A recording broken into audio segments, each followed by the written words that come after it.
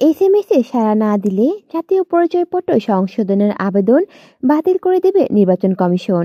পরপর 3বার এসএমএস এর মাধ্যমে শুনানিতে ডাকা হতে পারে এনআইডি সংশোধন আবেদনকারীকে।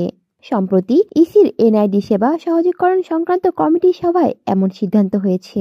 কমিটির প্রধান নির্বাচন কমিশনার আবুল ফজল মোহাম্মদ সানাউল্লাহ এরই মধ্যে সিদ্ধান্ত বাস্তবায়নে পরিচালককে যথাযথ ব্যবস্থা নেওয়ার নির্দেশনা দিয়েছে। আবেদনকারী সাড়া না দিলে ধারাবাহিকভাবে 3বার বার্তা দিয়ে আবেদন চূড়ান্ত নিষ্পত্তি বা প্রয়োজনে বাতিল করতে হবে।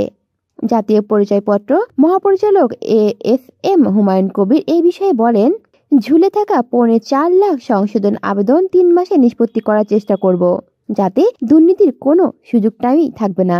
আমি আশা করছি খুব শীঘ্রই দেখতে পাবেন আমরা একটা ক্রাশ প্রোগ্রামের পরিকল্পনা করেছি। আগামী 3 মাসের মধ্যে একটা উল্লেখযোগ্য উন্নতি দেখতে পাবেন। এনআইডি মহাপরিচালক আরও বলেন, অতিরিক্ত লোকবল নেওয়ার উদ্যোগও নেওয়া হয়েছে। আমরা আশা করছি এ সময়ের মধ্যে 3,78,000 আবেদনের নিষ্পত্তির চেষ্টা করব। কলি শিকদার, বাংলা নিউজ নেটওয়ার্ক।